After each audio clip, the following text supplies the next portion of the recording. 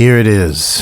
Finally, it has arrived. And Customs only held it up for a $20 ransom. So yeah, there were import fees on this to Japan. And there's also something else we need to talk about, which is something we unboxed previously.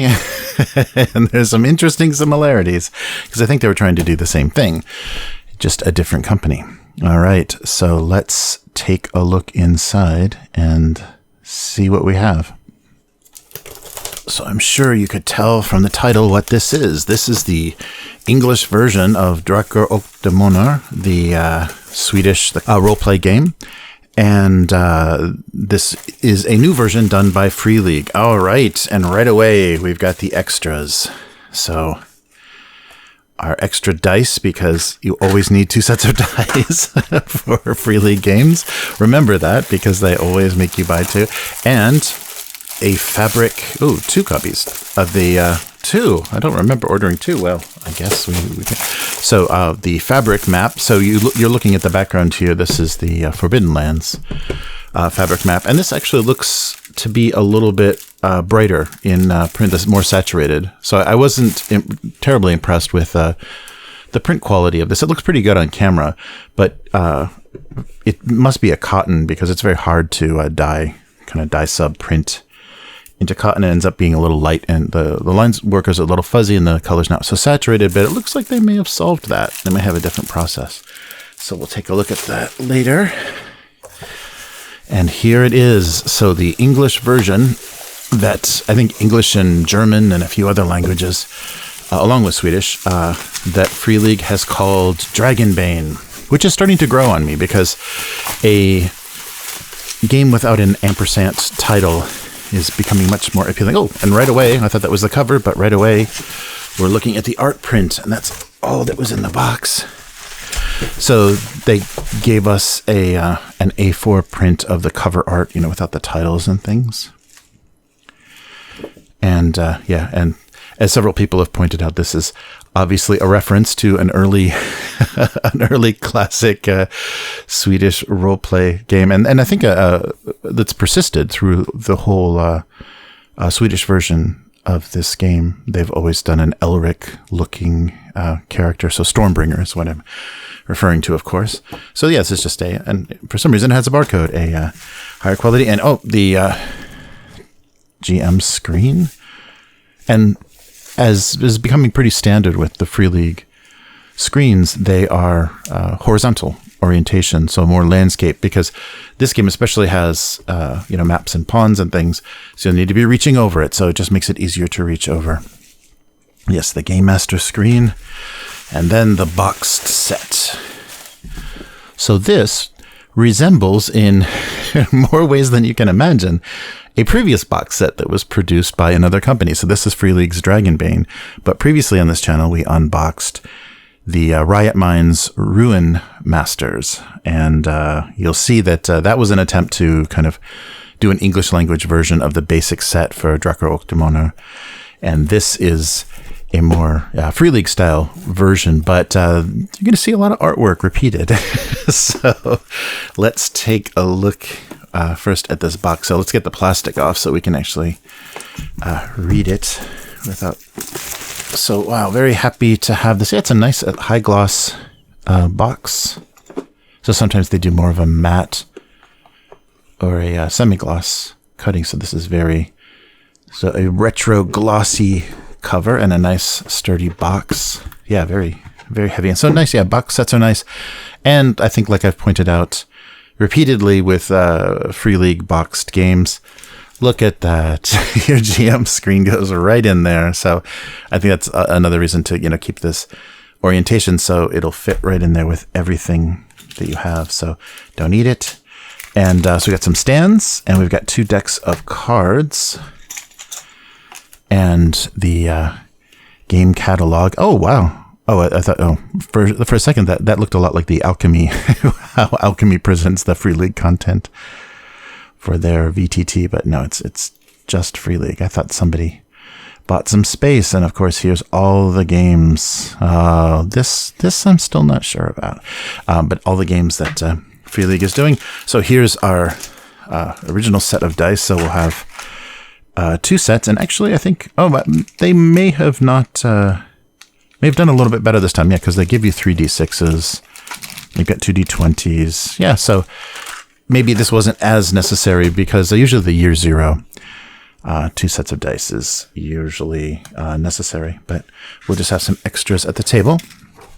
More silica gel. And here is their insert sheet, so they're kind of welcome. So welcome to Dragonbane. If this is your first tabletop role-playing game, congratulations. Role-playing is a unique form of gaming that combines dice rolling with storytelling. This game gives you a set of rules and lets you create your own fantastical stories with your friends. For advice, tools, and inspiration, please visit our website. You can also, there's forums dedicated to Dragonbane, so getting started. So the adventures await in the world of Dragonbane. All you need to do is to get started is the following. Decide who will be the game master. Let each player create a character. As a game master, familiarize yourself with the rulebook and the introduction and opening scenes in the adventure book, and then let the games begin. So some nice Johan Egerkrantz artwork. And I guess the one thing we also didn't do is take a look at the back. See how they present things on the back. So it's always a nice thing to see. So their kind of pitch here is, in the oldest times, the world was ruled by dragons and demons. They were the primordial forces through which the world and its primeval matter was formed. They were opposing principles that made the world complete. Law and order versus chaos and madness. Dragons versus demons. Dragonbane is a classic fantasy tabletop role-playing game full of magic, mystery, and adventure.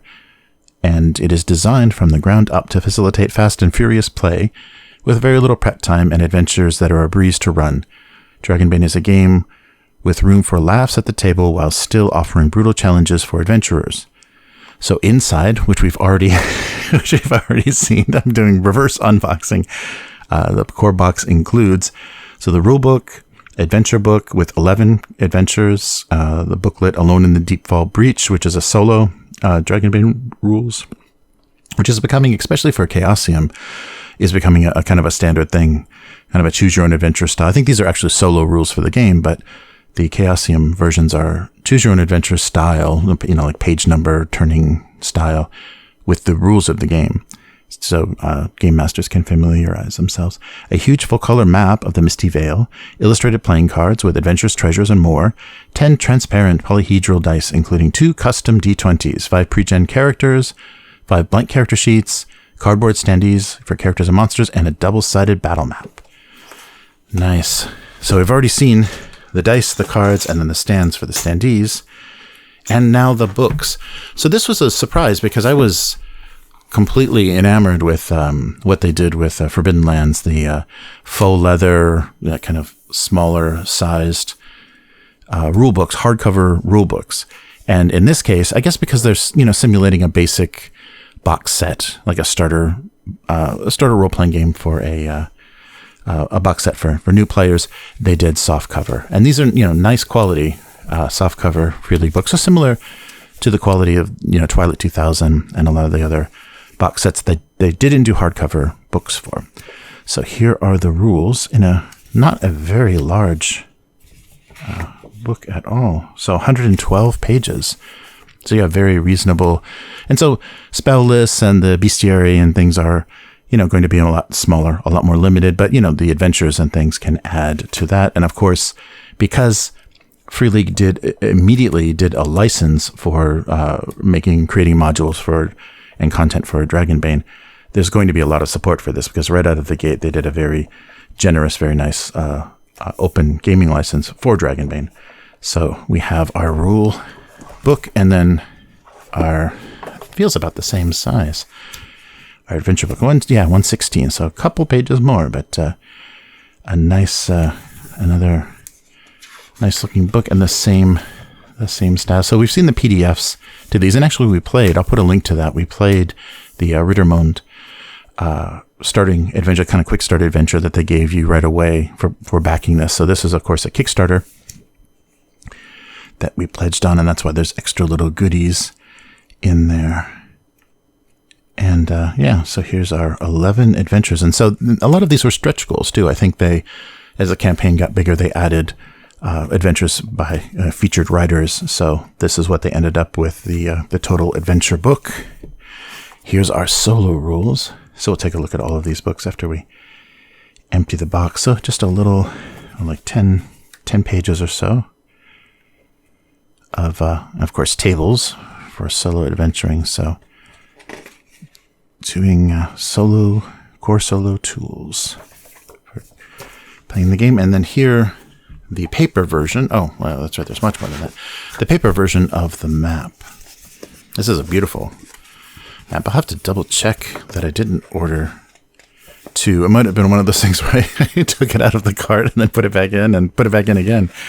But yeah, and there we go. There's the special thanks. There's your name. Can you see it?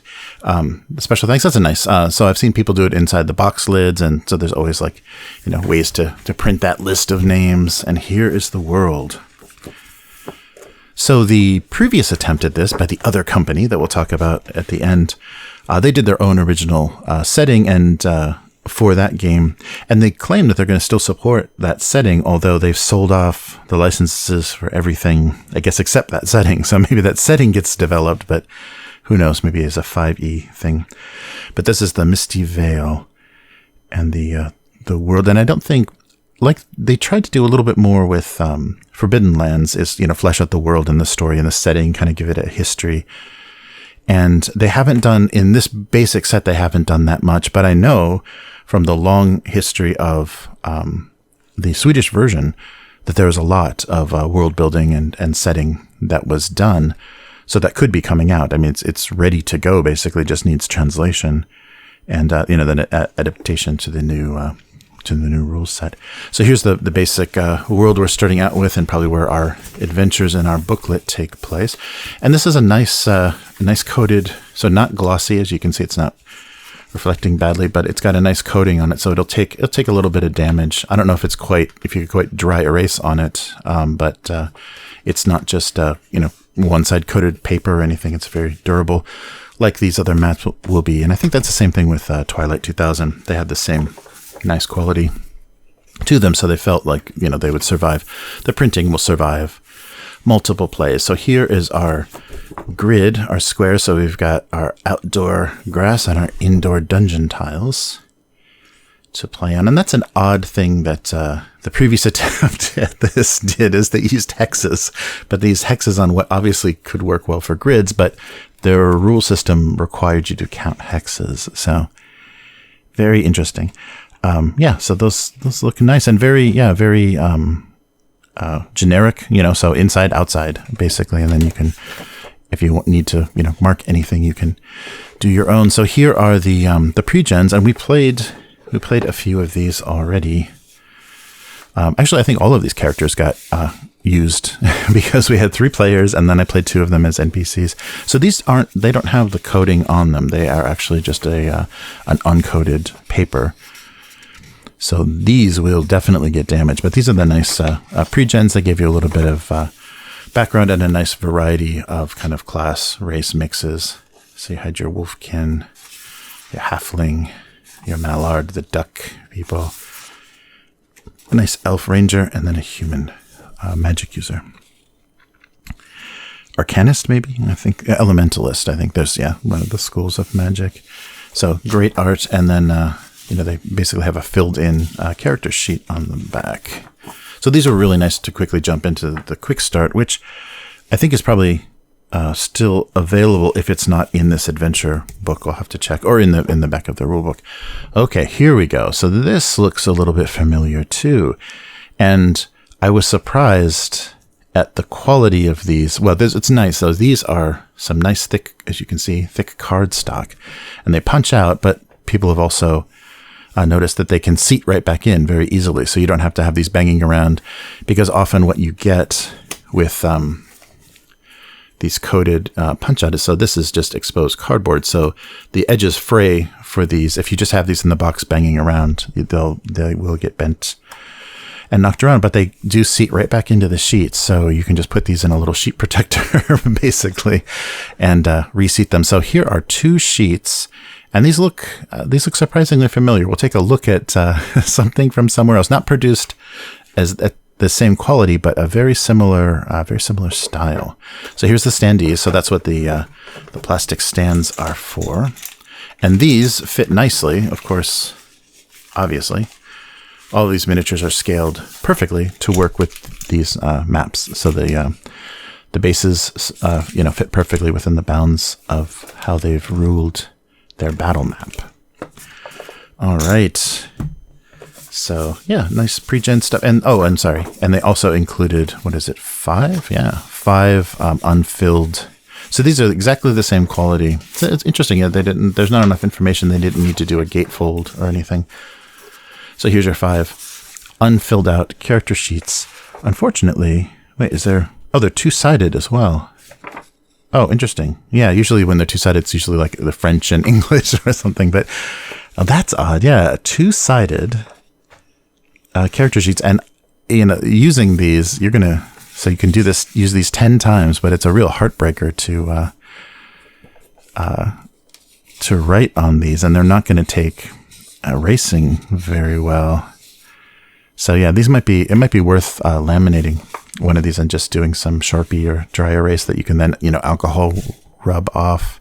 Because there are things that, willpower is one of the things that powers abilities and spells. So you will be constantly tracking that on this sheet. So yeah, those areas will get pretty worn out. So not a pad. So they moved away from giving you a tear off pad of these sheets. So just 10 two-sided is a little odd. Yeah. Just don't make characters that are playing at the same time on opposite sides of a sheet. But a beautiful character sheet. And I'm sure there's a PDF download of this that you can, use on your PC, or you can print out and then not feel so bad about ruining. All right. So that's all of our pre-gen things. So let's put stuff back in here so we can free up some room to look at the books. So we still have, and just to let you see the quality of these, they're those nice, the kind of pinch style. It looks like about an inch, not perfectly square, but an inch with a rectangle. So yeah, you'll just kind of pinch the pawns in there. And I think that looks tight enough that paper, your own printed paper pawns may work as well, because there's a ton of great artists, and Printable Heroes, I think, is one of the more famous, with a Patreon that does vast amounts of fantasy characters and stuff. So those sorts of things probably would work well with this, because the style of the pawns included are pretty generic here. And of course, Paizo does a million pawns for everything they do, and it looks like they gave you a pretty good number, maybe 10 or so. I'm sure it said on the back of the box. And so we'll take a look at the cards and the dice as well before we put these away. The catalog.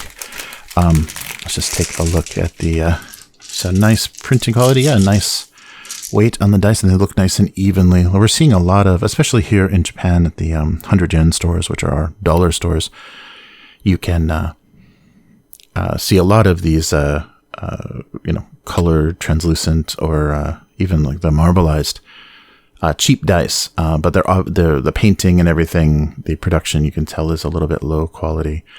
So that's an interesting thing they did.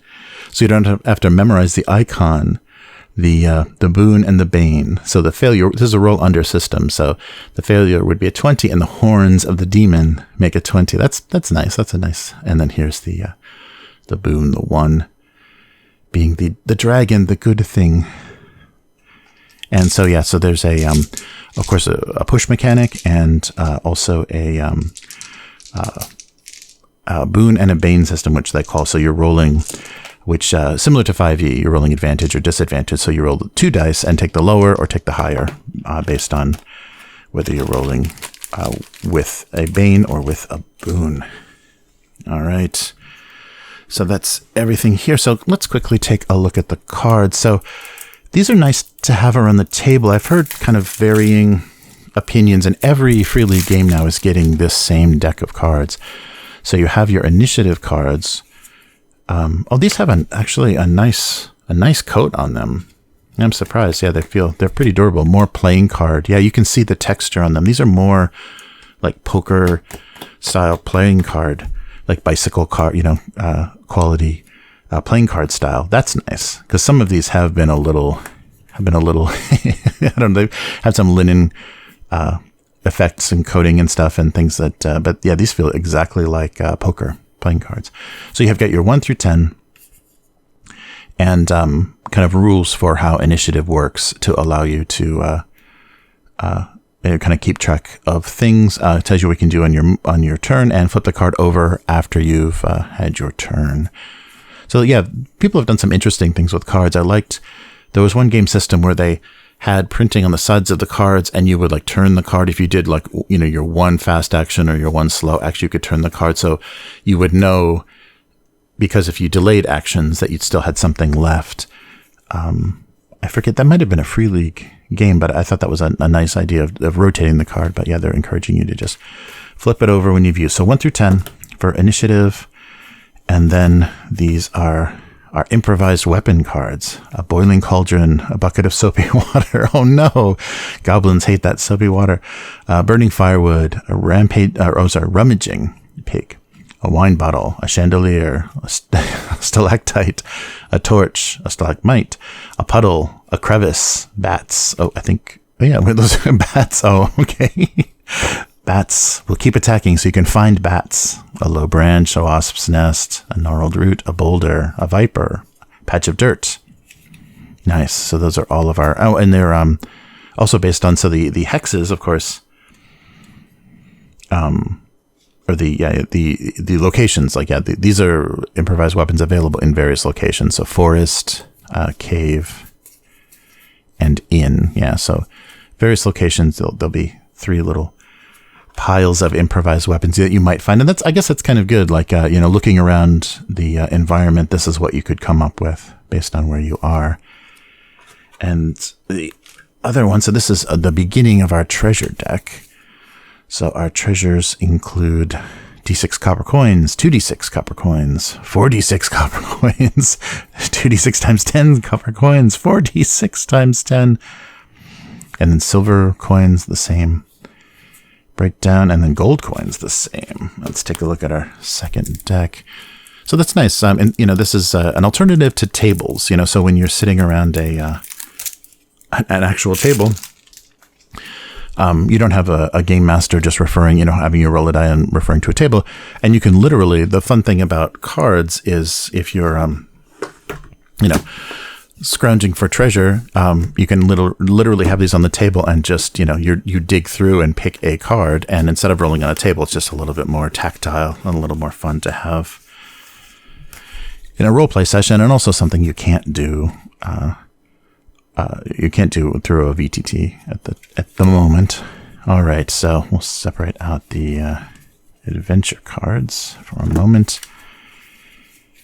and finish taking a look. So we had our gold coins in the same kind of denominations. A silver ring. And that's giving you the value. I see. So what you're rolling is for the value. So silver ring, silver necklace, 2d6. Silver necklace times 5 times 10. A bracelet, 2d6 times 10. A silver bracelet, 2d6 times 10. Oh, silver coins or gold coins. Chalice, 2d6 times 5 gold coins. And one more. And then the 2d6 coins. Yes, a gold ring, a gemstone. So you roll a d6. 1, it's glass, worth 2 copper. 2, it's crystal, worth 10 silver. 3, it's emerald, worth 10 gold. 4, it's sapphire, worth 15 gold. And 5, it's a ruby, worth 25. And 6, it's a diamond, worth 100. Worth 100 gold. Nice, so roll a d6. A silver brooch, a gold amulet. These are nice. These are nice representations. I like seeing the artwork for items. That's always very fun, especially because this whole game has a nice style to it that is very similar to what they've done, what these artists have done in the past with the fantasy work. So, a master crafted. Oh, here we go. We've got a couple more. So, the weapons themselves. Yeah. So you're getting a little bit. So a D3. So the boots.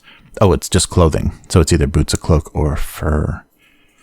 And the melee weapon, oh, so yeah, interesting.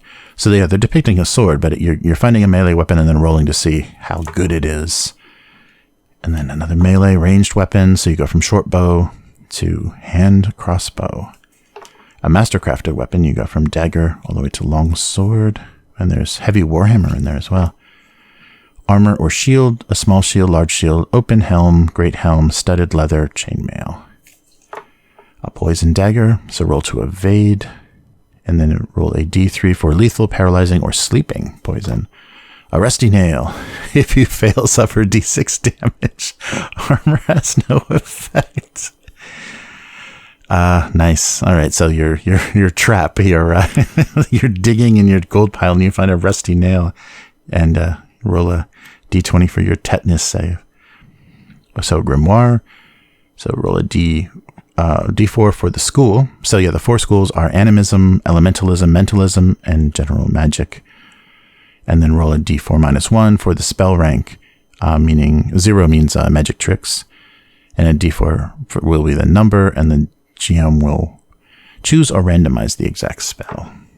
A bottle could be healing, could be sleeping, could be just booze, or could be an herbal concoction, or lethal poison. Another book.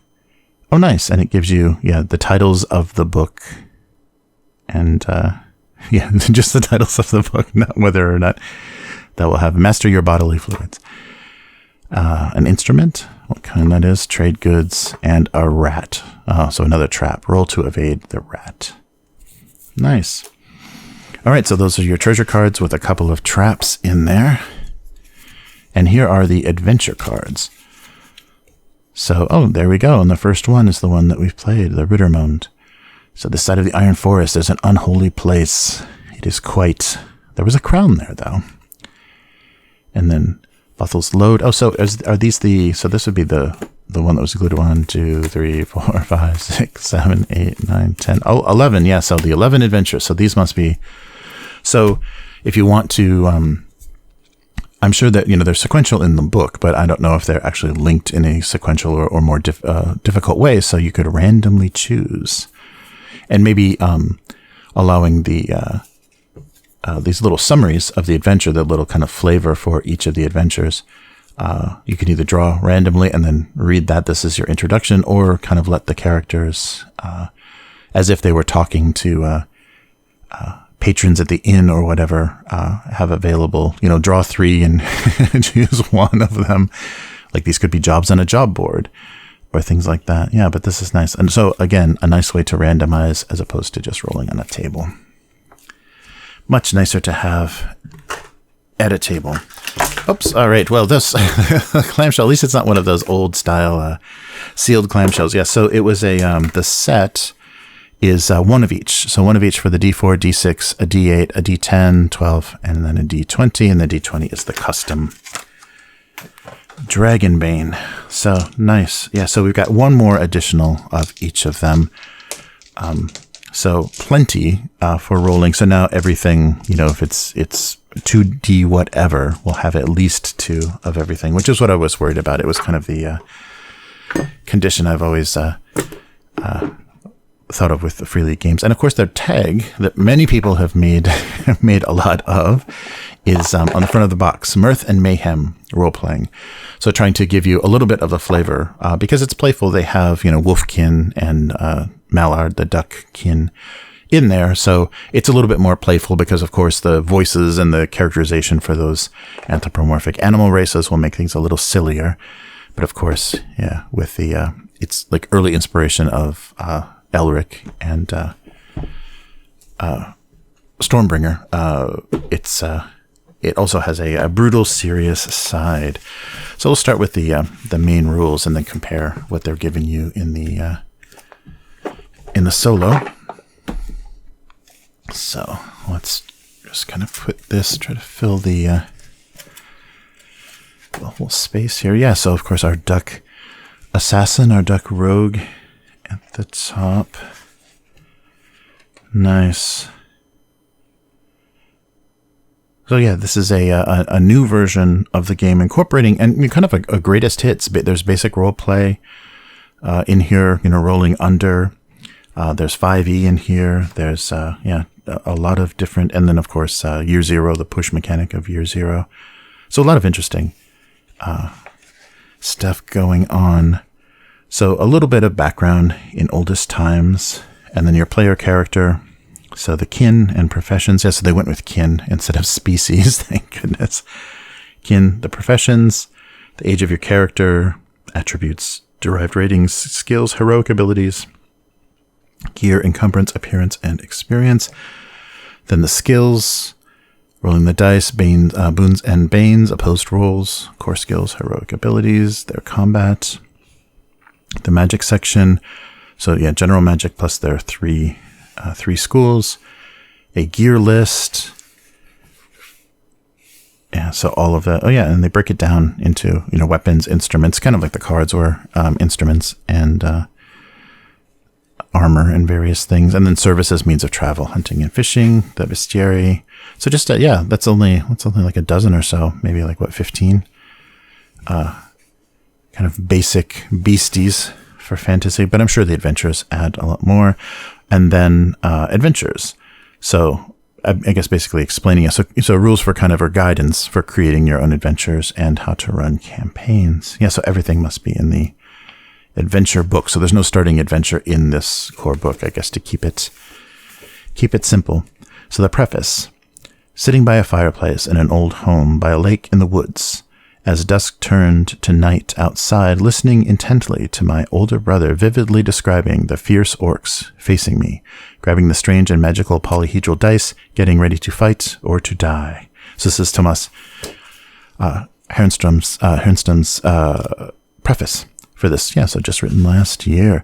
Yeah, so basically talking about, so Chaosium. Oh, here we go. Now this might be worth, let's get through all of this. So that's my earliest memory that I can recollect of playing Drakar och Demoner, a game that was synonymous with role-playing games for a generation of Swedish kids.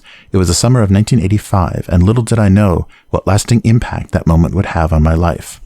In spite of what its name might suggest, the origins of this game are found in the early Chaosium titles. Its very first edition of 1982 was a direct translation of Magic World by Chaosium. The game soon took a life of its own, evolving through a dozen various editions in Sweden over the decades. Now returning a reimagined Drakar och Demoner to the international audience under the title Dragonbane, we have asked ourselves, what is this game really? For us and many others, the Swedish role-playing community, Drakar och Demoner was a touchstone of our hobby and needed no definition or explanation. For the rest of the role-playing world, this game was completely unknown. Our quest was to journey far and wide into 4 decades of Nordic roleplay history and find essential elements of this game, what truly made it great, then to bring those pieces of legacy back to life and mold them into a new game for the 2020s, using 4 decades of evolution in game design and our own decade of creating Free League RPGs. The end result is a fantasy role-playing game of magic, mystery, and adventure, designed from the ground up to facilitate fast and furious play with very little prep time and the adventures that are a breeze to run. Though a toolbox allowing you to tell fantasy stories of all kinds, Dragonbane is a game with room for laughs at the table and even a pinch of silliness at the table, while at the same time offering brutal challenges for adventurers. We call the playstyle Mirth and Mayhem role-playing, great for long campaigns, but perfect for a one-shot, if you just want to have some quick fun at your table for a night. This is the next step in a journey that started 40 years ago. We are thrilled to have you along for the ride. All right, so the designer, and I believe head of, or one of the founders of Free League. So here's a little bit of their setting. Yeah, so this is, I'm hoping they're not saying it here. So they're not branding it very heavily because maybe they, because this was crowdfunded and things, they weren't quite sure what to expect with the success. And they're going to see now that it's actually at retail, that it's released, how much adoption will there actually be and how popular it will actually be. But they really should have emphasized, this is the basic set. This is the starter set. This is, we're going to do more, hang on. There's a lot more here because they bought the license. They own the IP. Now, Free League does. So they're free to, translate and develop everything that was developed or as part of that. I don't know, if everything stuck in there, but everything that was developed for this world and these settings. So we'll see. So talk about the players and the game master, and then rolling the dice. So it's a D20 roll under system, and then rolling multiple dice of the same type for skill tests, playing online, playing solo, playing safely.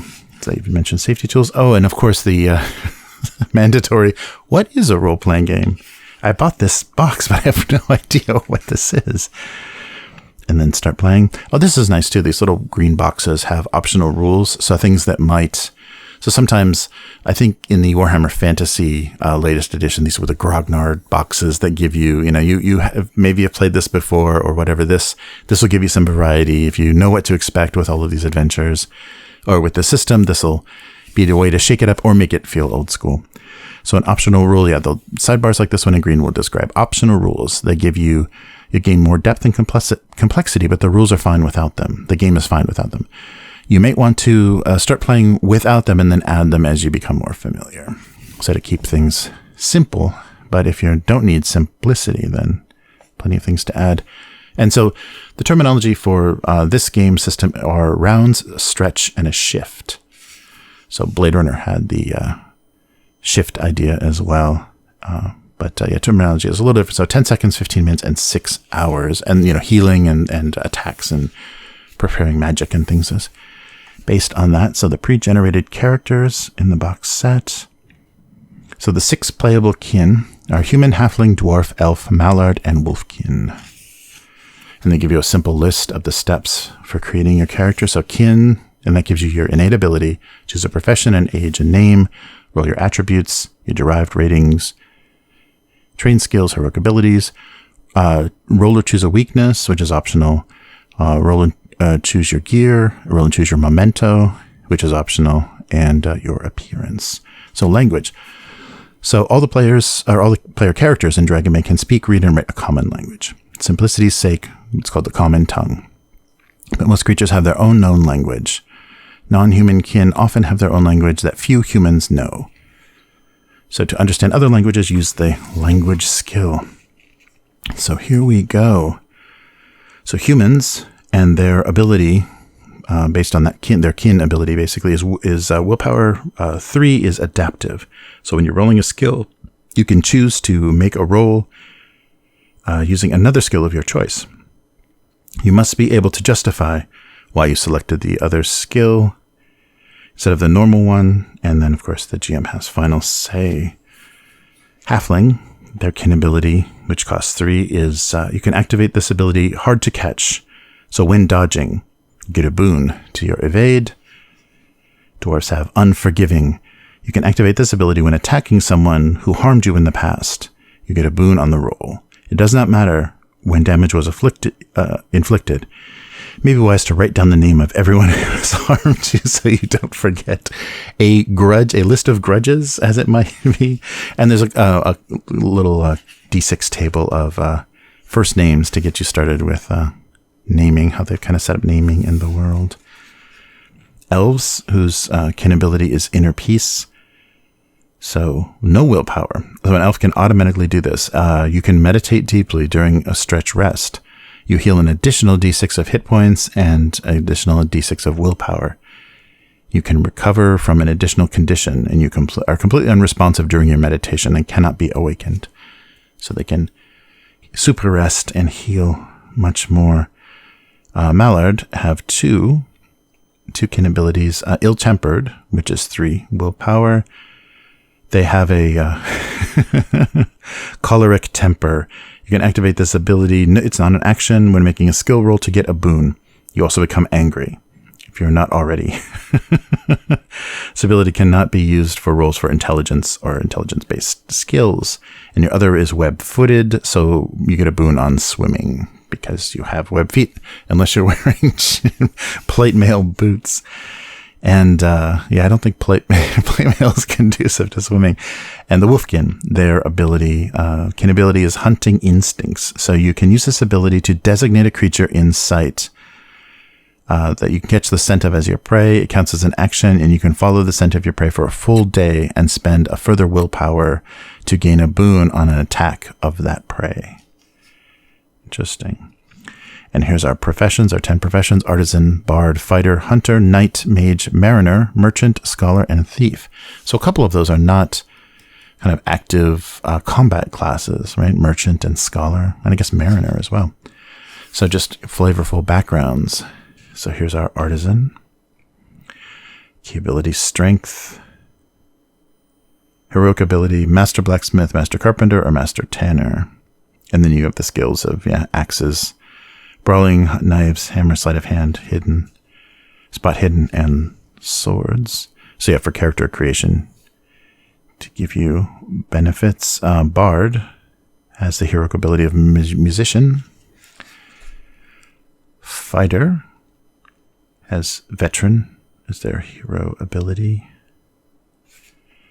The hunter has companion as their ability. I'm sure those will come up in the skills. Knight has guardian as their ability, and mage, that's what it is, mage. Mage has the heroic ability. As a mage, you don't get a starting heroic ability. Instead, you get magic. So as a mage, you can use magic. You must select a school. That becomes one of your trained skills, and a newly created mage, you may choose 3 rank 1 spells and 3 magic tricks, which are kind of similar to cantrips. You can only choose spells from your school or the general magic, and you will get a grimoire where all of your spells are listed. And then we'll check magic in the last chapter. Mariner, your ability is sea legs. Merchant, your ability is treasure hunter. Scholar gets intuition and a smug look on his face. And thief gets backstabbing. All right, so then age and name, and then your attributes. So roll 4d6 and remove the worst. So you'll get a score from 3 to 18. So repeat that process. Oh, this is interesting though. Assign that score. So the first time you roll that, assign that to an attribute of your choice. So probably based on what you chose, you'd want to go with your key attribute, right? So you give, if it's a good score, if it's a nice high score, give it to your key attribute. If it's not, then you have to press your luck a little bit. So then you assign the score to the attribute of your choice. So repeat this process 5 more times until you've assigned a score to each attribute. You must assign each score as you roll them, but once done, you may swap 2 scores.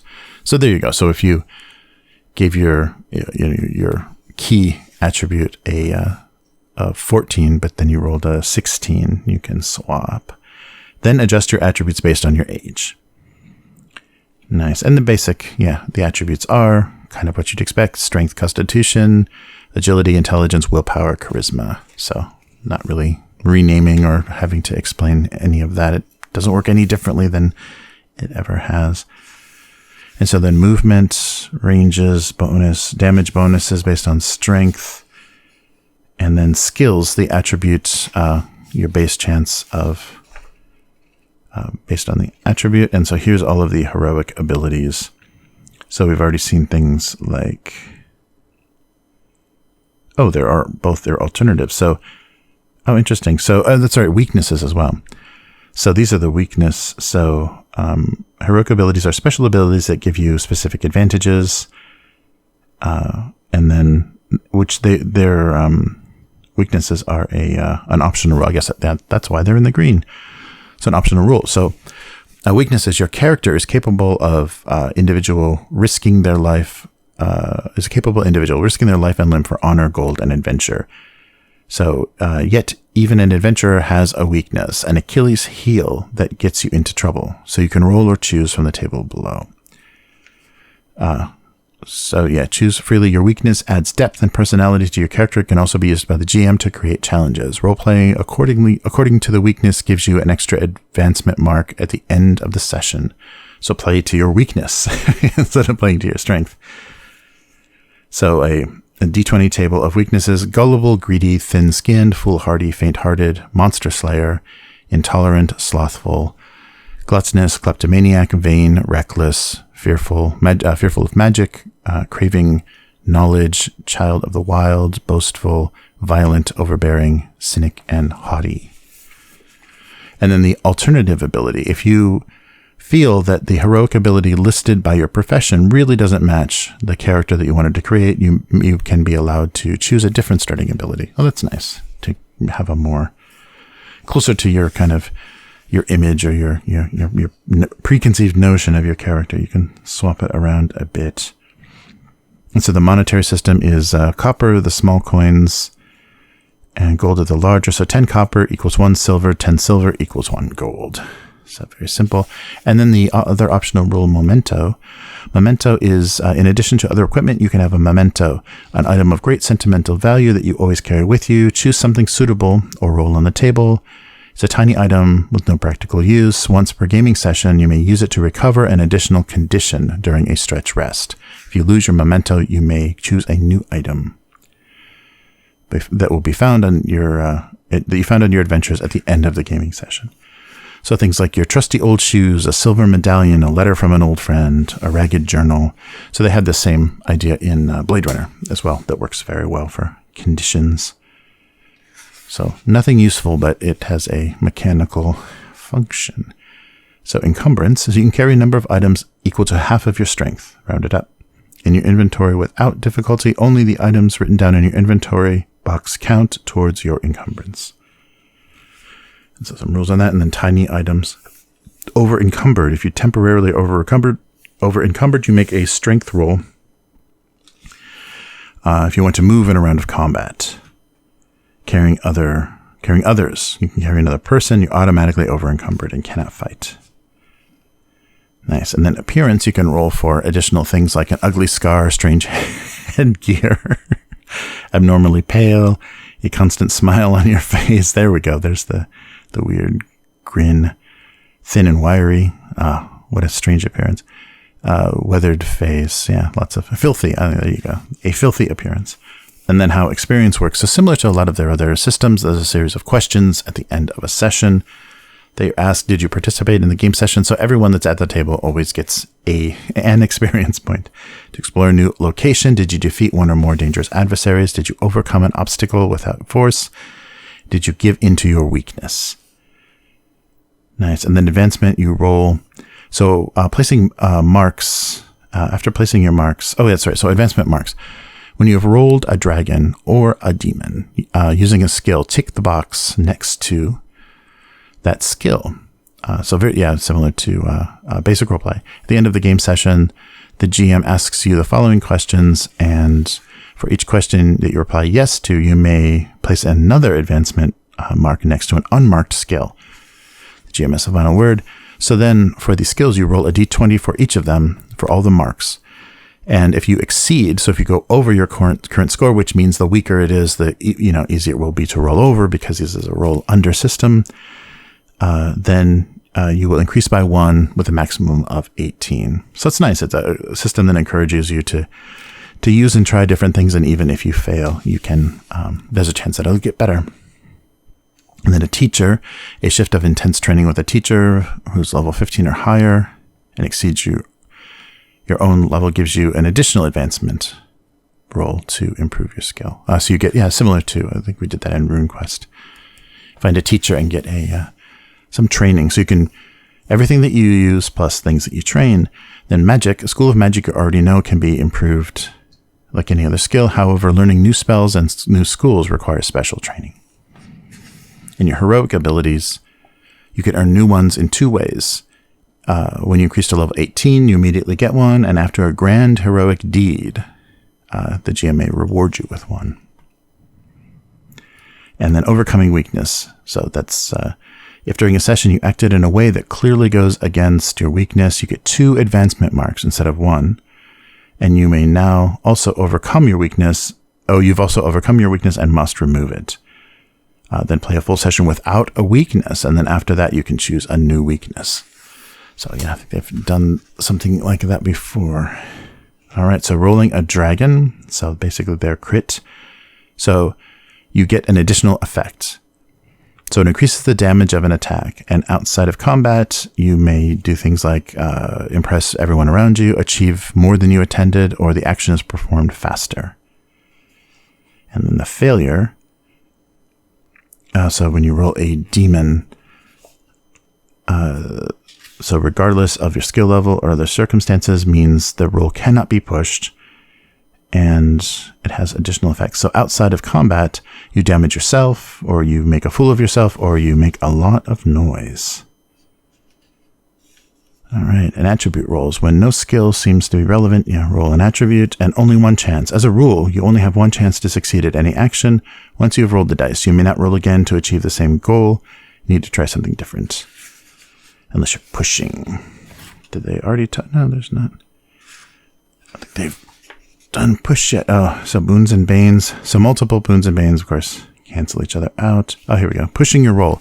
Oh, this is interesting. So this is a, very key year 0 thing, but they're making it optional here. If that feels a little weird to you, coming from 5e or, from basic roleplay, then you don't have to do that. But so if you fail a skill roll or an attribute roll, you may push the roll, except if you roll a 20.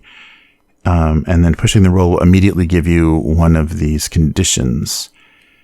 And when you decide which condition you're pushing, you cannot choose from a condition you already have, and you must be able to explain how this condition results from the action.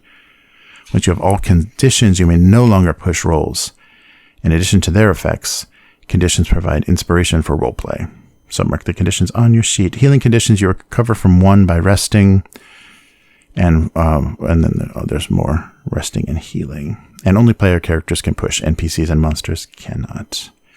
So this, gives you a negative. The conditions give you negative on your stats. Opposed rolls.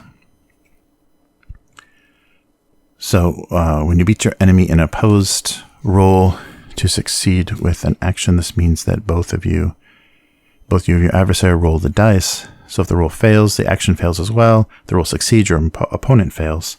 Your action succeeds. If you both succeed, then whoever has the lower roll wins. Pushed rolls, opposed rolls can be pushed if you're using that optional rule as well. And open opposed rolls. So the GM can use opposed rules in situations with there's no active party to decide the outcome of arm wrestling or something like that. So the core skills, of course, all connected to a stat.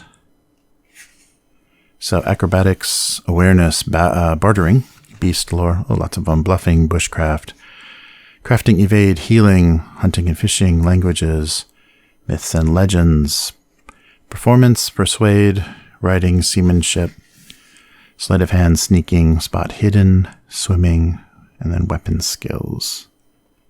And they're all specific to the weapons. And then the heroic abilities. So assassin, backstabbing, battlecry, berserker, cat-like, companion, contortionist, defense, deflect arrow, disguise, double slash, dragon slayer, dual wield, eagle eye, fast footwork, fast healing, fearless, focused, guardian, insight, intuition. So these all are listing willpower costs as well. So you get these with your profession. Iron fist, iron grip, lightning fast, lone wolf, magic talent, massive blow, master blacksmith, carpenter, chef, spellcaster, tanner, monster hunter, musician, pathfinder, quartermaster, robust, sea legs. So for example, sea legs, you need to have 12 swim and then 1 willpower. You can activate this ability when you perform an action on water, even if only waist deep. You are then safe from all negative effects of being in the water for 1 round, including the risk of drowning. So that's what the mariner's class ability is. So shield block, throwing arm, treasure hunter, twin shot, veteran, weasel. All right, and here's the combat. So yeah, similar to a lot of the things that happened in Forbidden Lands. So you draw initiative cards. There's surprise, actions and reactions, and then the list of movements you can make, how sneak attacks and ambush works. And then free actions are draw a weapon, change position, drop an item, or shout. And the main list of actions: dash, melee attack, ranged attack, parry, dodge, pick up item, equip, unequip, first aid, rally, break down door, pick lock, use item, activate ability, cast spell, helping, and round rest. And then they suggest, yeah, flipping your card. So the effects of terrain for movement, cramped, rough, and dimly lit. So and then they break it down between melee. So the usual types of things. So damage bonuses from agility or strength. Your weapon. So you can have 3 weapons at hand. Write them down. To attack with a weapon, it must also be drawn. So drawing a weapon kept at hand or exchanging your weapon for another at hand is a free action. So picking up another from the ground or from the inventory costs a regular action. So some weapons have strength requirements and grip. 1 or 2-handed. And then, yeah, prone targets, critical hits. So you roll. So if you roll a dragon, they are calling that a critical hit as well. So that means that the dragon roll. Oh, this means that a dragon roll is required to parry or dodge. So it's the only way to deflect that. And then you may choose one of the following effects. So you can either double the damage, immediately perform a second attack, or armor has no effect. Nice. And there are 3 types of damage: slashing, piercing, and bludgeoning. So the weapons have different attacks, and then the critical injuries that you receive are different. So there's different tables for each one of the weapons that damages you. So a demon roll in melee. If you roll, you miss your target and cannot push the roll. You might also suffer an additional mishap. So roll on the table below. Drop your weapon, expose yourself. Your weapon cuts deep into an object and gets stuck. You accidentally toss your weapon. You slam your weapon into something hard, or you hit yourself by mistake.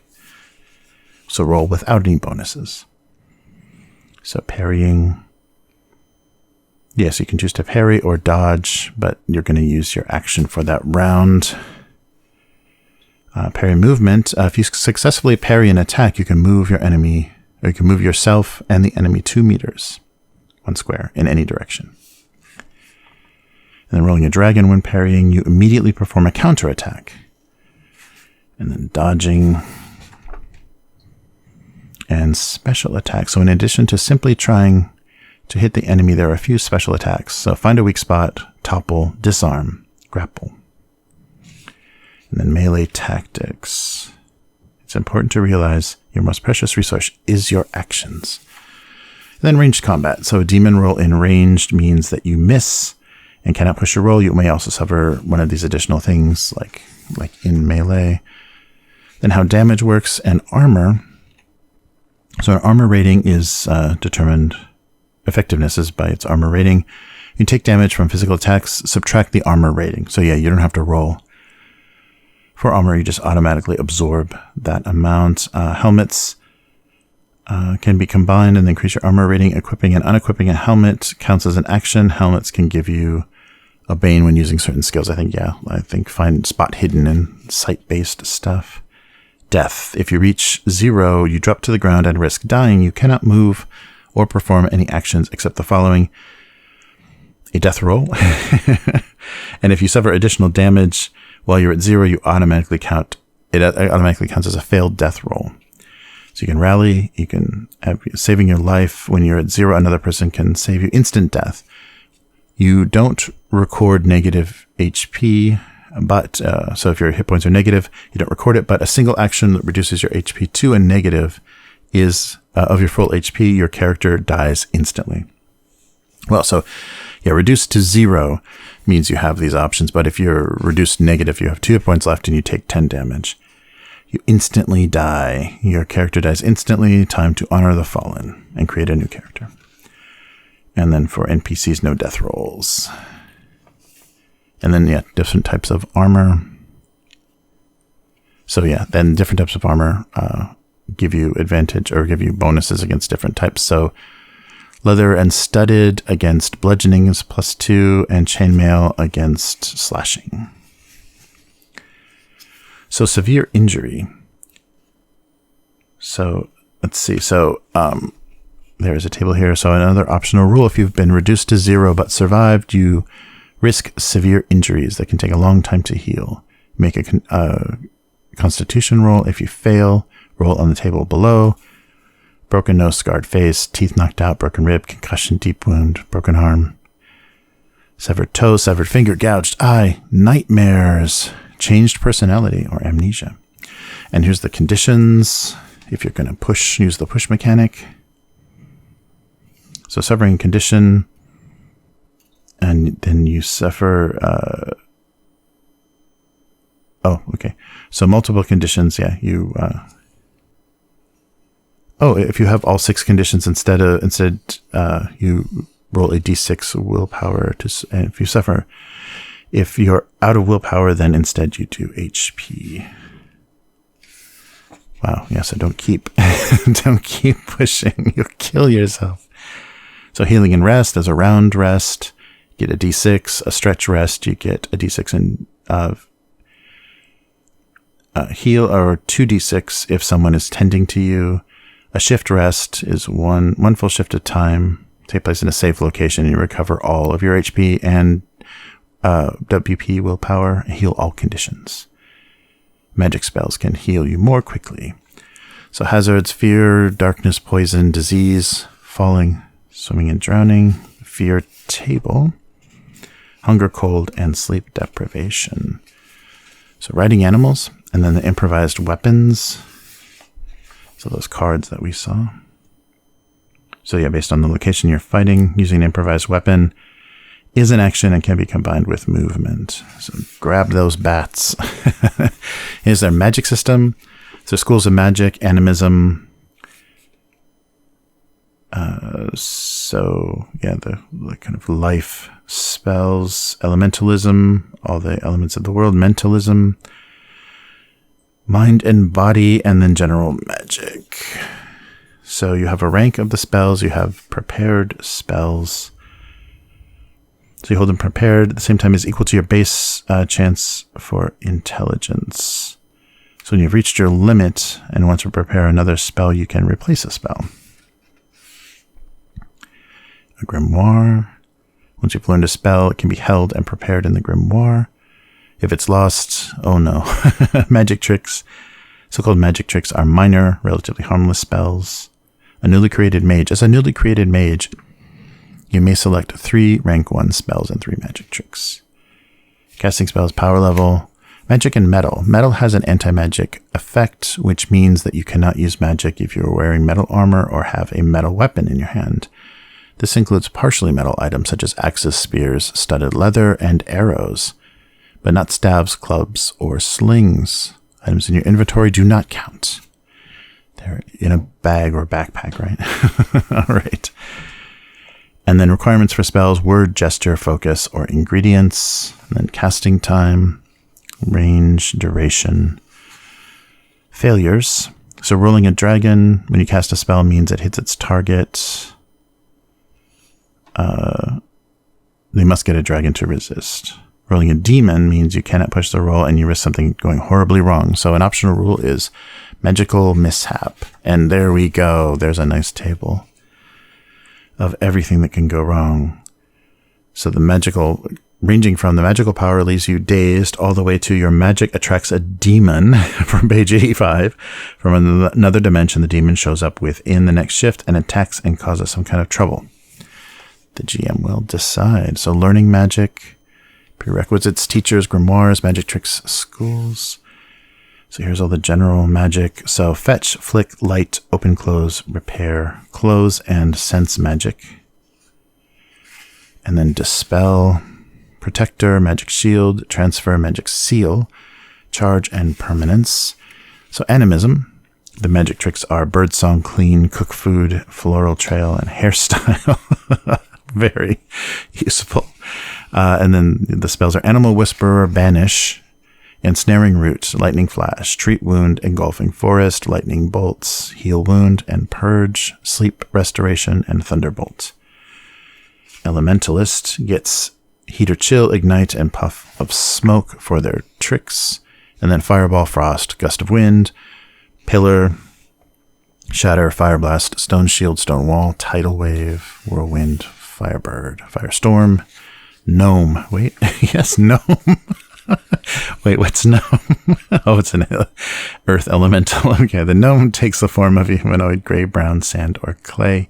Counts as a monster in combat. It follows the creator's commands as a free action and acts independently with its own initiative. It must stay within the sight of the mage.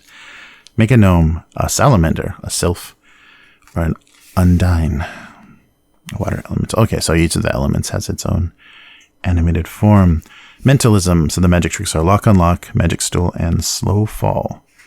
And the spells are Farsight, Levitate, Long Strider, Power Fist, Stone Skill, Divination, Enchant Weapon, Mental Strike, Scrying, Telepath, Dominate, Flight, and Teleport.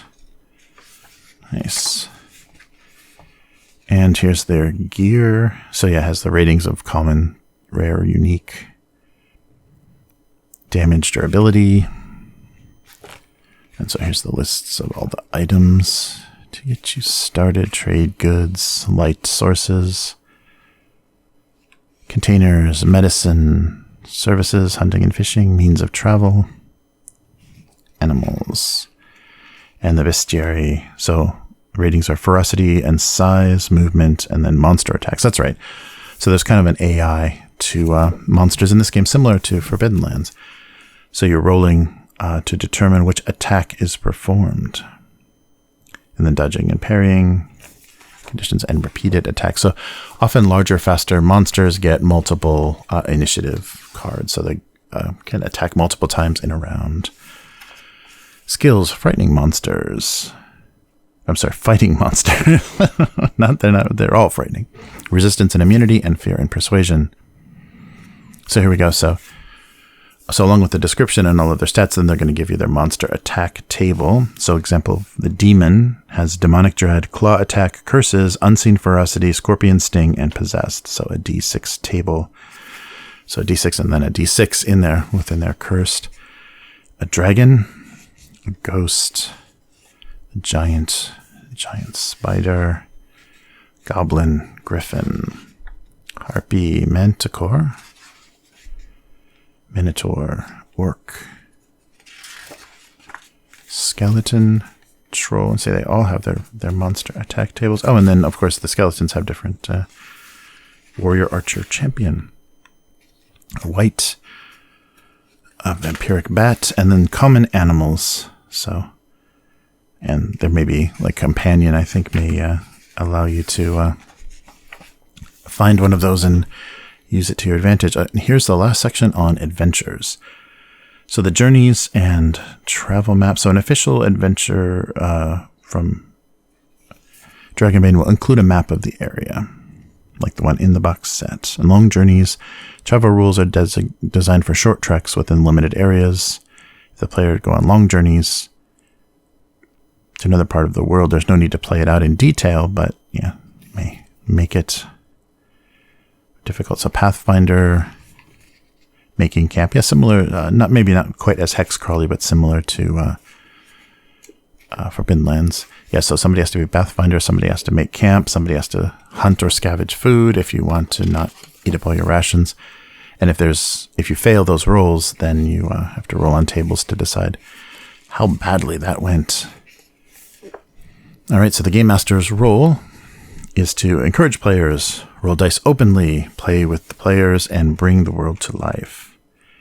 And some details on non-player characters and then minions and bosses. So managing NPCs, kind of how they work and how they don't push their rolls. And then a little bit of guidance on creating adventures. The quest, the journey, the adventure site. And then leaving the adventure site. Things can happen if you just abandon. Please go here. Typical traps, types of treasure, and then of course using the treasure cards. So let's see kind of their intention here. The treasure cards in the box can be used to quickly generate treasure in the game. Some adventures in the adventure book indicate that you should let the players draw a treasure card, but you could also use the treasure card or the cards to generate your own treasures. So once the player has drawn a card and its contents are written down, the cards are shuffled back into the deck. Yeah, so just instead of rolling on a table.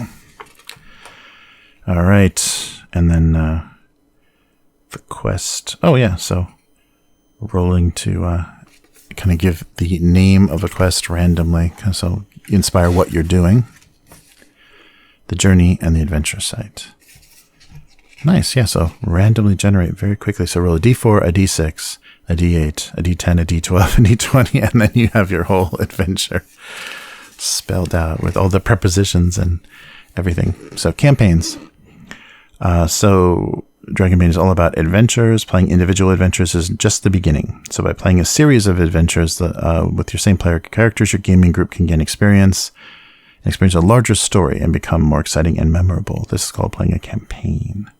So Secret of the Dragon Emperor in the adventure book is one example of a campaign that can take many different forms. So the game world. So here's kind of what they're saying about the setting. The world of Dragonbane is full of misty forests, deep ravines, steep cliffs, and forgotten caves. It is a world of adventure and danger, and ancient beasts and hidden treasure. The Misty Vale, which is described in the adventurer's book, is a good starting point for adventurers. The world of Dragonbane is meant to be discovered and experienced in-game. Who knows what lies beyond the mountains in the north? Yes, the Misty Vale is kind of the starting your Sword Coast starting area. So dead player characters. Dragonbane is set in a dangerous world where player characters will sometimes die. Having to part with a player character can be sad, but it is part of the game and something that opens up new possibilities. When they die, let the player create a new character and join the adventure. All right, and then a nice, quick little index of everything. Yeah, so real nice and concise. Yeah, we went through all the rules. I mean, you can pretty much from that flip through, we can pretty much play everything. So yeah, the quick start rules that we had weren't much less than this. I think there was no spell list and no bestiary. And then, of course, all the, no advice for adventures and stuff. But the kind of quick start rules were, like this much of that book. So we've already saw a lot of this quite in advance. Let's take a quick flip through the solo rules. So Alone in the Deep Fall Breach. So a solo dungeon delving campaign for Dragonbane. So here's your little introduction. And this can also be cooperative with a small group. So your solo player character, and then your heroic ability is Soul Survivor. When you adventure alone, you may push without suffering a condition. Oh, nice. So you get free pushes. And then the tools, there's a fortune chart. It gives you yes and no, and the number of something, the scale of something, the power, the quality, the reaction. Inspiration table. So there's 3 questions. What do I see in the chamber? What danger do I face in the passage? And what does the orc leader want? It's always an orc leader. And so, here the fortune chart rules. D6s if it's yes or no. Extreme no, and yes, and extreme yes. Inspiration table. Oh, dragon and demon effects. So a dragon effect would be uncover a helpful item. A demon effect on a 1 would be important item is lost. And then simple NPC templates, a minion or a boss. NPC attack tables. Surviving solo play, so resolving failures. In solo play, you decide the consequences of a failure. Consider the situation and introduce an outcome which creates new complications and hardships, but does not block the way forward. Nice. So the chapel and the wolf. There's a little bit of a spot there, a little bit of a blotch there. So our little introduction. And here's your missions. Into the breach, navigating waypoints, mission threats. Leaving the breach, gaining experience, taking a break, generating custom missions. And here's, exploration tables. Nice, you have to go through this and see how this actually plays. It might be worth a live stream to just go through this and see if it's, frustrating or very, easy to navigate. And how satisfying it is, because of course, Tunnels and Trolls, the grandfather, the master of all solo play, does this really well. So we'll have to see if this is just, because this I believe was a stretch goal. So we'll have to see if this is just kind of a quick thing they threw together, or if this is actually very valuable thing to have in a starter box to introduce people to play. So before you get to the table, have some experience with the mechanics. There's traps, and then another mission summary. So beyond this breach. So interesting, so there's a bit in there. There's a bit to do, and some tables. So I think that might be worth trying out, just seeing how satisfying that is. All right, so we'll just take a quick flip through here and not spoil anything if you're going to be playing these. And of course, they gave a similar structure to this. So if you want to write something yourself for Dragonbane, taking a look at these probably gives you a lot of sense of how to stage things and how to what terms to give things in.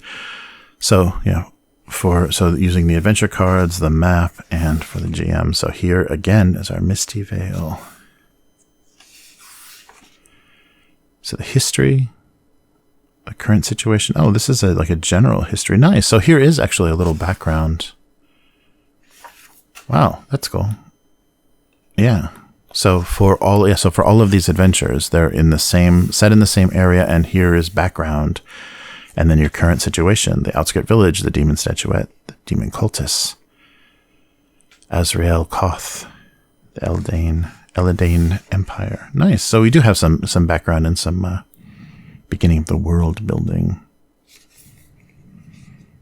And I guess this allows you to connect the statuettes and things allow you to connect the adventures. And then the opening scene starting you out. Outskirt, arrival, situation, locations. Yeah, this reminds me a bit of the we're playing Vaesen, so how the Vaesen mysteries are laid out. All of your NPCs that you're running into. Nice. And then some maps. Your journeys. Ah, the Rittermond. So this is the second adventure right in there, huh? Yeah, so situation. So for the adventure and the adventure site, situation, location, and then your monster. There's Grub. I just use the default goblin, which I like the artwork very much. There's Grub, and there's the lady. Yeah, I think I just grabbed the closest things to the default characters. And there's the Death Knight. All right, yeah, so situation and then locations. And then kind of the result. Ooh, lots of ghosts. All right. That's good. Yeah, they give you maps of locations in everything. Oh, so wait a minute. So for the Rittermund, did they give you the that first, because you kind of, descend into this burial mound. Do they put you in there? Sorry. Go back through everything here. Oh, yeah, they do. Yeah, that's right. That's everything that was included. Yeah, so you may have already played this part. If you downloaded the PDF and pledged early. Yeah, so the artwork is a little different. It's definitely not Johan. But it's the same kind of, they're trying to have a similar style and give you at least some visual reference. This is the thing I was up against, though, for Vaesen. I wanted to draw some of the characters, the NPCs that didn't have character art in. I was like, should I knock off his style or do my own thing and have it not match in the VTT? So with this book, it looks like they're struggling with that same thing, as not being able to afford him to draw every single NPC. And of course, these adventures were probably written pretty quickly for the campaign. Nice. Yeah. So, and there is a conclusion to everything in here. So if you want to play these, and obviously they don't have to be played in order. If you've already played the Rittermund, then just take that out of the deck and you can draw randomly new sites or whatever. Sounds good. Yeah. Funny, when we did the Dark Secret, or a Dark Secret, I think it was called, the collection of mysteries for Vaesen, and ended up, I did them out of order, but we ended on one that had a very good climax and ended in a player character death. Okay, so we have seen everything there is to see. Oh, that was in this box, of course. So there we have our art print, and let's take a quick look at the screen and what's on it. This probably would have been useful. Oh, nice.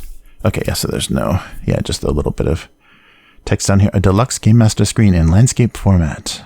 It features the Egerkran's beautiful work on the outside. Yes, I think this, like a close-up of this deal here. And so it has important information and keeping things hidden. So, this is paper. That's right. I was feeling that like it was going to be the surface of the screen, but it is not.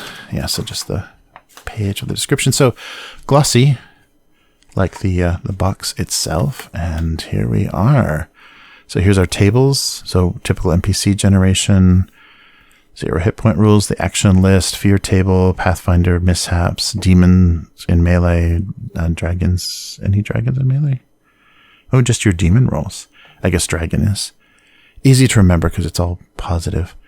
So nice, yeah. A nice, like, super wide landscape. And yeah, so the, it's just that close-up of the dragon, like that little cut through the center there.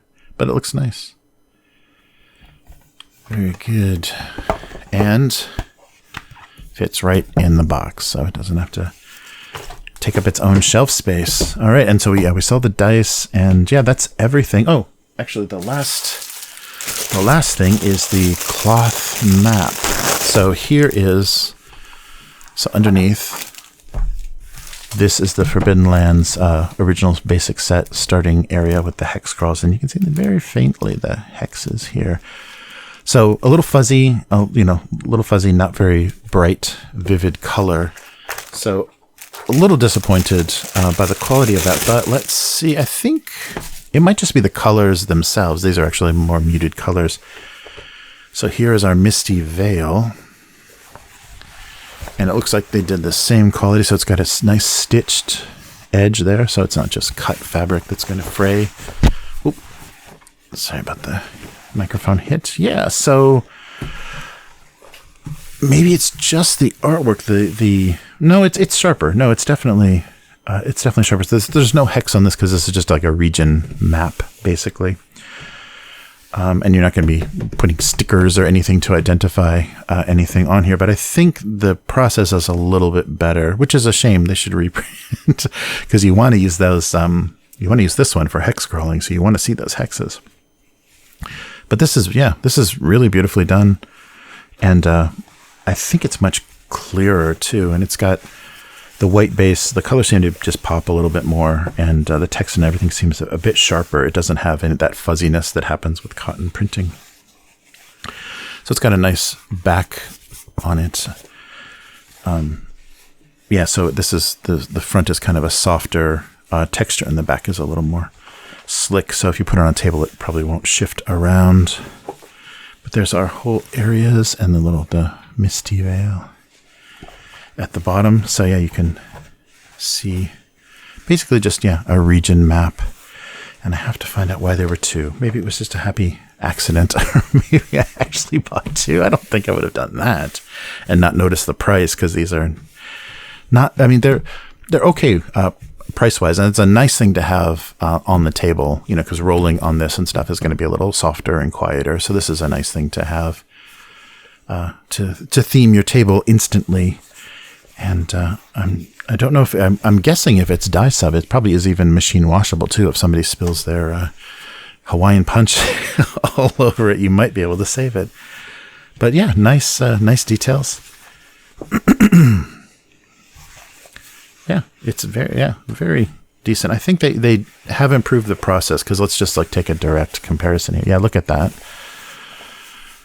So the colors of this may have originally been a bit more muted, to have it look more like something on old paper. But yeah, you can see that this is a bit sharper and everything. So they're getting better with how they're producing these the cloth maps. Look at that, instantly Dragonbane themed table. So that is the cloth map, and it's the same size. So it's like 3 foot by maybe like 24 by 36, something like that. It's not huge. It'll sit in the middle of an average kitchen table pretty easily. So that is the cloth map. And there's, of course, the paper version in here. So now, so we've seen Dragonbane. So now let's take a step back a few years. So Dragonbane is now at retail. But on this channel, we unboxed a previous attempt at doing a basic starter set for an English translation of Drucker och Demoner. And this was, of course, by Riot Minds. And they're calling it the Classic Fantasy Play. And I don't believe they make any reference to the game that they're translating. But this game is a D100 system, so more like the original rule set. Gorgeous Adrian Smith cover. There's great art in here. but you'll see. So this is actually a hardcover rule book that came in this boxed set. So we're looking very similar. And of course, what was it? Just 2020 or 19, Free League acquired the rights. So during that acquisition of rights, so Riot Minds published the 6th edition in 2000 in Swedish, and I don't think people liked the system. And then they did a thing that was called Trudvang. The Trudvang setting, Trudvang Chronicles, was an English version, but they gave that another own weird rule set that was very difficult to kind of comprehend. And then the rights in 2021, of August 2021, Riot Minds sold the rights for the IP Drucker Octomonar to Free League. So before they did that, in 2020, this went to retail. Oh, look at what we have here. So this is the thing that's very similar. And actually, there's fewer of these. Oh, interesting. Okay, there are fewer in the basic set for Dragonbane. So actually, we've got a few more. So there are things here that aren't included, but as you can see, this is just glossy cardstock, like it's not cardboard tokens. It's not thick. It's thick enough. If you cut it out, it'll probably mostly stand up. I don't know. The very tall creatures might be a little floppy, but we've got additional tokens. So additional pawns, little stand up miniatures. So if you did happen to buy this and it's the exact same art. So the thing that I was a little disappointed by what they looked like in Dragonbane, but it's because they just reused these. This is the Agerkrantz artwork, sized down and just kind of traced over with a quick, Photoshop coloring. So it's kind of thick, weird lines, almost like they did a vector version or something. So it looks kind of weird. So we have many more. If you have Rune Masters, you have many more monsters and many more things that can be played, plus all of the characters here. Yeah, many more of the PCs to choose from. Yeah, so there is. Oh, and there's. Oh no, that's not duplication. Yeah, it's basically everything from the book. Yeah, there's the dwarf with the crossbow and the elf with the sword. Yeah, so there's a bit more variety here. So that's nice. Yeah, there's quite a few of these. So these may actually end up coming out as that thicker cardboard from Free League, because they obviously have this artwork. So this box set was these paper pawns, 2 sheets, which I don't know why, 2 pads of character sheets. And I like this kind of smaller character sheet cards, but these cards are all your kind of conditions, or I guess not all, but a lot of your conditions and things are, I guess, like background. These are background cards, but there are some treasure cards and things.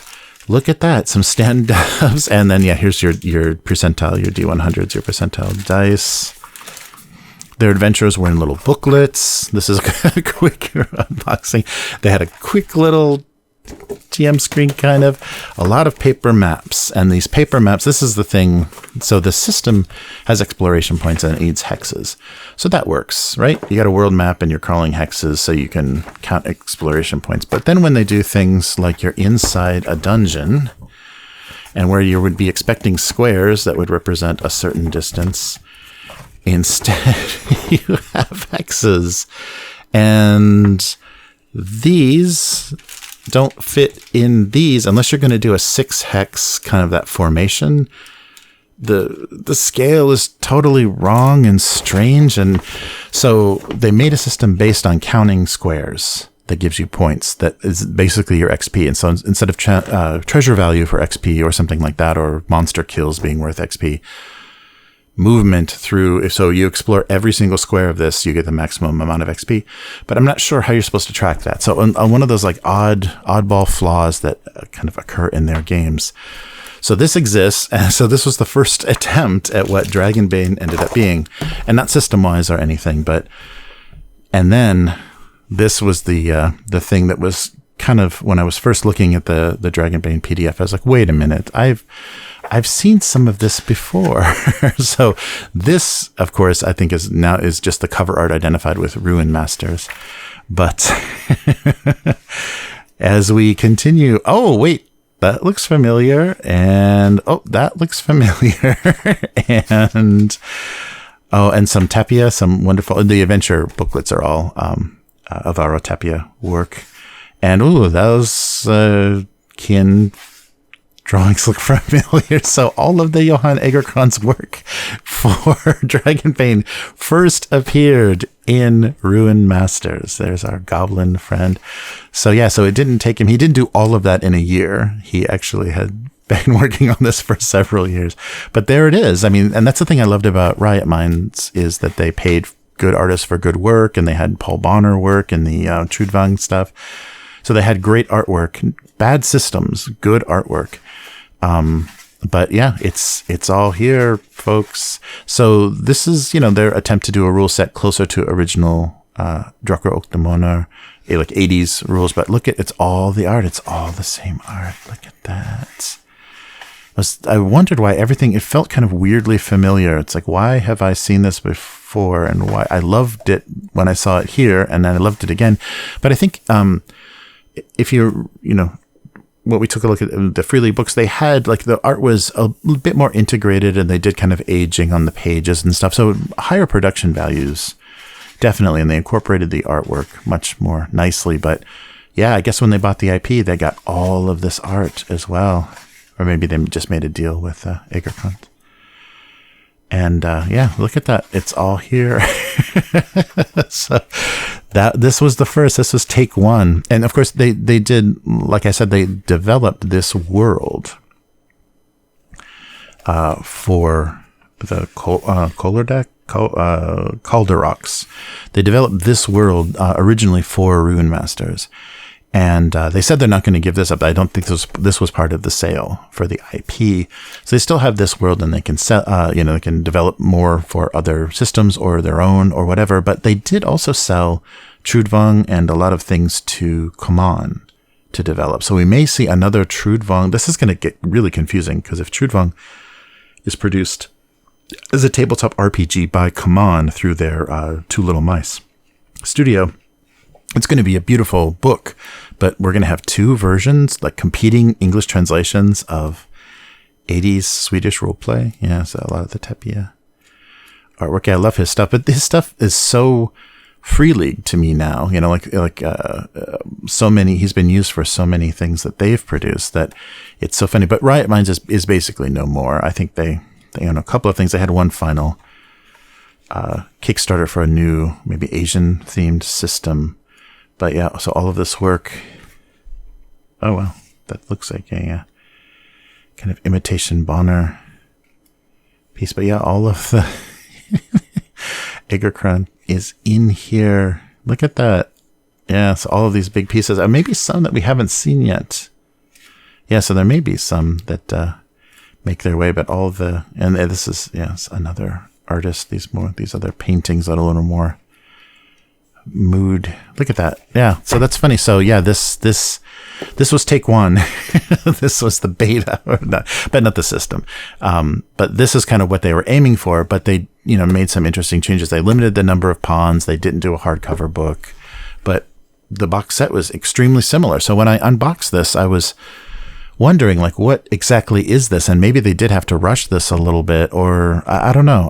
But this is the exact same thing that Dragonbane did, and I think did a bit more successfully, at least as far as the rule system. I mean, I really like having a hardcover book. The production quality, like the cards aren't quite as nice. These are definitely not poker cards, or that kind of a little more slippery coat on the cards. But it's so funny that this was already done. But the big benefit is that I'll have a lot of extra pawns, so this will be pretty useful. And if there is a digital version of this as well, you can probably print these onto labels, adhesive sheet, and then put that on cardboard and make some pretty nice pawns yourself, if this does exist in a digital form somewhere. But yeah, so that's where these came from, and the quality of these is not great, so I was surprised to see these repeated in the Dragonbane box. But yeah, there's only I think 2 or 3 of these sheets, and this gave us 6. So I've got a lot of things. It looks like more of the like little minions and stuff they decided not to include. But yeah, so funny to see this. This artwork was part of the IP or part of the licensing deal or an extra thing that they wanted. But I'm glad they did, because it's beautiful. It would be such a shame, because this game didn't get a heck of a lot of support. They did a lot of production for it for the crowdfunding, but it would be a shame to see all of this artwork disappear. I guess the only thing we won't see again is this beautiful piece, this Adrian Smith. But he does a lot of work for Come so no end of Adrian Smith work. So yeah, very interesting. I was that was bothering me why I was getting this deja vu feel from Dragonbane, and that's why, because Riot Minds did it first, just not as well. So we've already played this on the channel. If you want to see the 2 episodes, the second one is still getting edited, but the 2 episodes of the Rittermund starter adventure, which is really fun, and you can see how the system plays and get a sense for how you're moving on the maps and things. We actually used tokens and everything in VTT to make that. I think it was Albert Rodeo that we played it in. So take a look at the first episode of that, and the next one is coming soon. And yeah, I think there will be more. I'm definitely contemplating doing the a live stream of the solo and see how that goes, how clumsy that is. And that'll be a fun thing to kind of be talking to chat and stuff while I'm doing that. You can accompany me on that and help me make decisions. But this is a nice piece, and a lot of people are saying this is a great starter RPG. If you don't want to do the big Hasbro branded, if you're a little bit anti giant publicly traded company and would like to deal with a smaller, these guys are getting pretty big though, but if you'd like to deal with a smaller and definitely a work of love and passion as opposed to a work of how can we monetize the hell out of you, I think Dragonbane is a nice way to go. And there's a little bit more playfulness in here. You've got your RuneQuest ducks, and you've got your wolfkin from Confrontation. I don't know where they've appeared before, but Confrontation is the wolfkin for me. But yeah, so a nice set. Of course, the usual Free League production values and everything. So I want to get this to the table as much as possible and see what people think. I think there's a wide range, at least players that I know. There's a wide range of people that are in love with Pathfinder, in love with 5e, or like indie, much smaller, like Trophy and things, much smaller fantasy roleplay. And I'm really curious how they will react to this, the lightness of it and the kind of range of mechanics, and if it scratches the old school itch, if it feels modern enough. There's a lot of things that I'm curious about people's reaction to. But I'm happy to finally get it, and no thanks to the Japanese government who was holding it hostage. I can probably charge them with kidnapping, right? So yeah, DHL, for some reason, coming from Europe, DHL tripped the import tax, and this was plus $20. Maybe that's why I got two cloth maps. But anyhow, thank you so much for joining me for another unboxing. I'm sure you've seen 10 of these already, because I got this pretty late. But yeah, Dragonbane, a nice box set. I think this they should have said kind of what this is, or at least in a sticker on the plastic of like the basic set, everything you need to start. And I've heard people, kind of criticize not enough content, not enough meat on the bone. You can get through that book too fast. There's not, in this box, you don't have a year of role play. But if you're a group that maybe will start with some written adventures and then move out into your own thing, you kind of do. You have what you need forever to play in this system. And especially if you're creative and your GM wants to create spells, create magic items, create monsters, you can live off of this for a very long time.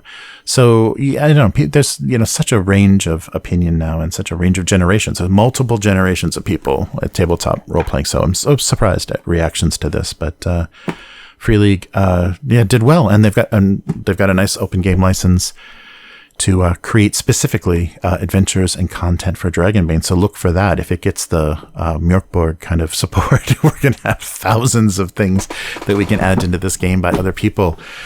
And yeah, so thank you for joining me, and subscribe to the channel if you want to get notifications for when new videos go up. And also when we go live, we've been doing weekly live streams of our raw audio for the roleplay sessions we've been doing. Right now we're doing Knave 2nd edition. We might be doing some Star Trek soon. There's been all kinds of stuff on the channel. Previously was Vaesen.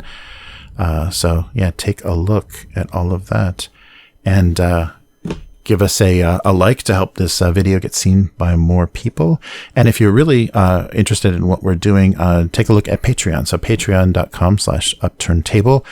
You become a patron and take a look at a lot of the exclusive patron content that isn't available anywhere else, and get the audio and our RSS feed of the weekly, the full audio of the weekly podcast that we do every Friday, Japan time. So Thursday night, North America. And that's Chris and I doing that. And occasionally Matt subs in.